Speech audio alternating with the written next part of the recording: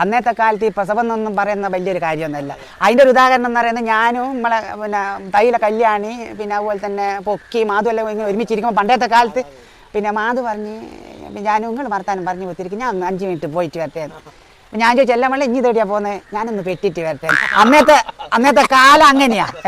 പിന്നെ മാധുവിൻ്റെ ഒരു കാര്യം ഞാൻ പറഞ്ഞുതരാം. മാധുവിന് അന്ന് 6 മക്കളാണ്. മാധവന് 6 മക്കളാണെങ്കിൽ ഈനെണ്ട നോക്കുവാനന്ന് 6 കുരുത്തം കേട്ട് ഇന്നത്തെ പോലെ മൊബൈലും കാര്യങ്ങളൊന്നും ഇല്ല. എൻ്റെ അമ്മ ഈനെ കൊണ്ട് പിന്നെ പിള്ളേരെ കൊണ്ട് മാധുവിന് ചോദ്യക്കേടാ.